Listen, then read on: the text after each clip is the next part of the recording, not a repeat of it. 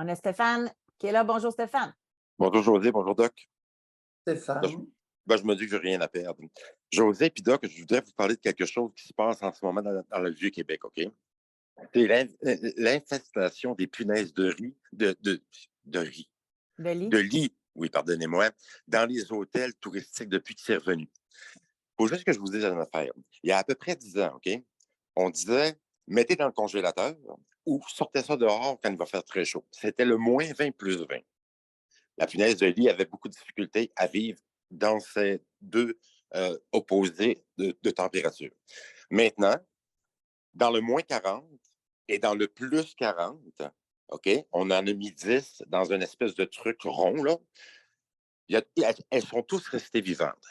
Moi, la punaise de lit, là, quand je veux vous dire que je la défie, je vais vous expliquer pourquoi. Parce elle a une façon de toujours, de vivre éternellement parce que si elle ne mange pas, elle tombe en prose pendant 2 ans. Et c'est épouvantable. Moi, là, personnellement, et plusieurs personnes, quand la dame appelle pour dire j'ai des punaises de lit, on dit on ne s'occupe plus de ça. Ramener une punaise à la maison, là, puis essayer simplement de vous dire que c'est encore pire que l'IRA. Et ça, Ah c'est dans oui.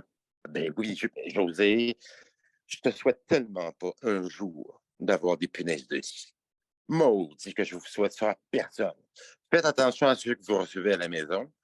C'est c'est- c'est- c'est- c'est- c'est hallucinant avec le tourisme, à quel point ça devient un fléau. Même dans les gros hôtels 5 étoiles, que ce soit tu sais, vous coucheriez avec un prince, ça ne veut pas dire qu'il ne l'a pas. Là, Mais comment Stéphane, on détecte ça, mettons, là, que je vais à l'hôtel?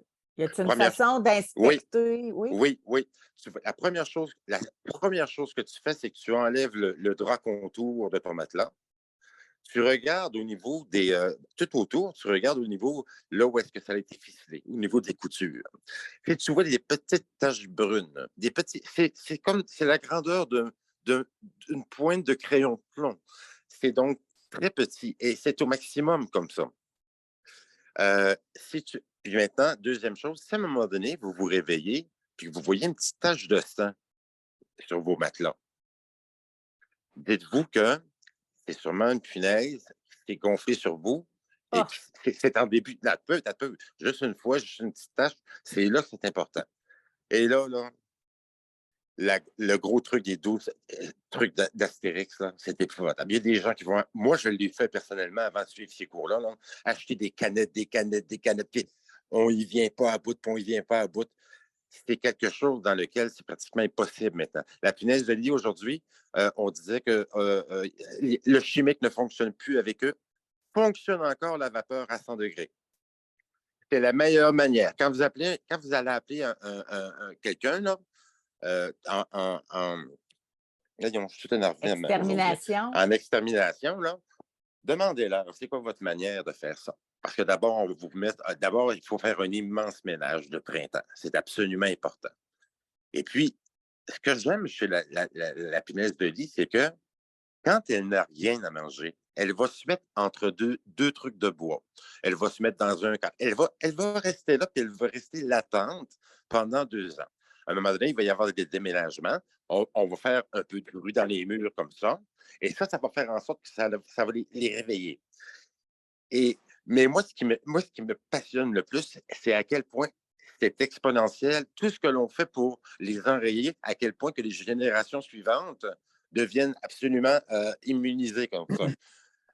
Un peu comme chez les rats, il y a une adaptabilité importante de différentes espèces d'êtres vivants. Incroyable. Un Alors, peu comme les ratons laveurs, ils ont une ouais. adaptabilité incroyable. Et on disait à l'époque aussi, on a une poudre magique. Mais eux, quand ça a commencé dans les années 50, en réalité, c'est du borax. Alors, le borax, je peux vous dire une chose.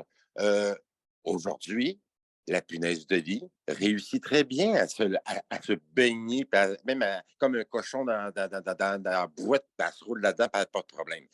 Mais avant, José, souviens-toi, on disait, mettez vos vêtements dans le congélateur ou sortez-les dehors pendant un mois et demi l'hiver. Non, ça ne marche plus, ça. Elles se On sont a compris, adaptées. répétez-vous pas, j'ai pris des notes. On Bon, ben, vous je vous a laisse sur ça. très bien Ah, compris. très Bel intéressant. exposé. Ben, c'est gentil, au revoir. Merci. OK, bye. Ouais. Oh là là! En tout cas, c'est le point de vue de Stéphane. C'est un domaine dans lequel je ne connais rien. Mais d'après ce que nous dit Stéphane, ces petites bébites-là ont une capacité d'adaptation. Et j'ai appris des choses moi-même. Je n'ai jamais été exposé à des punaises de lit.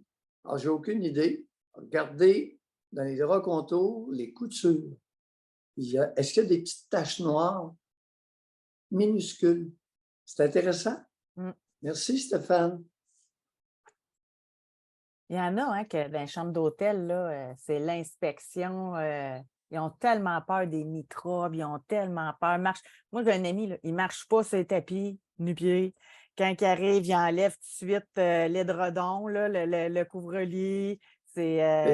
Mesdames, messieurs, n'envoyez pas un sous-vêtement féminin sur le plancher d'une chambre d'hôtel, s'il vous plaît. Ça ne se fait pas. Tu sais, il y a des minimums, là. Des minimums de précaution et d'hygiène. Peu importe l'hôtel.